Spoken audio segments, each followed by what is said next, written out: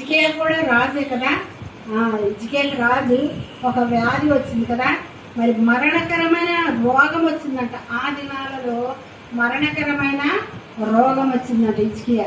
మరి ఈ మరణకరమైన రోగం వచ్చినప్పుడు ప్రవక్త ఆమోజు కుమారుడని యెషయా వర్తమానాన్ని ఇజ్కియా దగ్గరికి వచ్చి చెప్పగానే కదా, మరి గోడ తట్టు తన ముఖాన్ని త్రిప్పుకొని మరి ప్రార్థన చేస్తున్నాడు. కృపతో జ్ఞాపకం చేసుకోయ్యా, మరి యెహోవా యథార్థుడై సత్యంతో నీ సన్నిధిలో నేను ఎట్లున్నాను కృపతో జ్ఞాపకం చేసుకోమని కన్నీరు విడుచుచు ప్రార్థన చేస్తున్నాడు. ఏ రోగం వచ్చిందంట?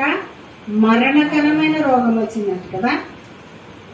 మరి ఇజ్కియా రాజే కదా, డబ్బు ఉంది, ధనం ఉంది కదా, అన్నీ ఉన్నాయి, పనివారు ఉన్నారు కదా. వైద్యుల దగ్గరికి వెళ్ళి తన వైద్యాన్ని కూడా చేయించుకోవచ్చు కదా. ఎందుకంటే ఏ రోగం వచ్చింది? మరణకరమైన, ఇంకా చనిపోతాము కదా అన్న సమయంలో ఎవరి దగ్గరికి వెళ్తాం? మనమైతే డాక్టర్ల దగ్గరికి వెళ్తాం కదా. ఇజ్కియా కూడా వైద్యుల దగ్గరికి వెళ్ళొచ్చు, ఇలాగా డబ్బు ఉంది కాబట్టి చాలా డబ్బుతో ఖర్చు చేసుకోవచ్చు ప్రాణాన్ని బ్రతికించుకోవడానికి. ఇంకా పనివారు ఉన్నారు, వాళ్ళందరూ కూడా కదా, హెల్ప్ చేసే వాళ్ళందరూ కూడా ఉన్నారు. అయినా కూడా ఇజ్కియా ఏం చేశాడంటే మరి ప్రార్థన చేస్తున్నాడు కదా, ప్రార్థన చేస్తున్నాడు కదా. మరి ఎవరిని అడుగుతున్నాడు? ఇజ్కియా దేవుణ్ణి అడుగుతున్నాడు కదా. డాక్టర్ దగ్గరికి వెళ్ళి నా ప్రాణాన్ని బ్రతికించని అడగట్లేదు కదా, ఎవరి దగ్గరికైనా వెళ్ళి నా ప్రాణాన్ని బ్రతికించని అడగట్లేదు, కానీ దేవునిని మాత్రమే అడుగుతున్నాడు కదా. మనం కూడా ఏదైనా ప్రాణం మీదకి వస్తే మనమే దేవుడి దగ్గరికి వచ్చి ఏమని అడుగుతాం? నా ప్రాణాన్ని బ్రతికించయ్యా, నన్ను బ్రతికించయ్యా అని అడుగుతామా లేదా? జీవానికి పోయ్యా, ప్రాణానికి పోయ్యా, నా బ్రతికించయ్యా అని మనం దేవుణ్ణి అడుగుతాం కదా, ప్రాణాపాయ స్థితిలో ఉన్నప్పుడు కదా. మరి డాక్టర్ దగ్గరికి వెళ్ళి మనం కూడా ఏమని అడుగుతాం?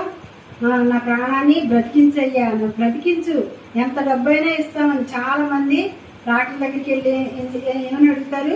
మమ్మల్ని బ్రతికించమని డాక్టర్లను అడుగుతారు కదా. కానీ ఇక్కడ ఇజ్కియా ఎవరిని అడుగుతున్నాడు? దేవుణ్ణి అడుగుతున్నాడు కదా. తనకి మరణకరమైన రోగం వచ్చిందంట. ఆ రోగాన్ని నుండి మరి పోవాలి, బ్రతికించబడాలి అని ఇజ్కియా మరి ప్రార్థన చేస్తూ, మరి దేవా నన్ను బ్రతికించయ్యా, నన్ను బ్రతికించు, నీ సన్నిధిలో నేను ఎట్లున్నా నీకు తెలుసయ్యా, మరి కృపతో నన్ను జ్ఞాపకం చేసుకోయ్యా అని దేవుని సన్నిధిలో మరి ప్రార్థన చేస్తూ కన్నీరు విడుచుచు ప్రార్థన చేస్తున్నానంట. దేవుని అడుగుతూ ప్రార్థన చేస్తాను, నన్ను బ్రతికించయ్యా, నన్ను బ్రతికించయ్యా, నన్ను జ్ఞాపకం చేసుకోయ్యా, కృపతో నన్ను జ్ఞాపకం చేసుకోయ్యా అని దేవుణ్ణి ఇజ్కియా అడుగుతాడు.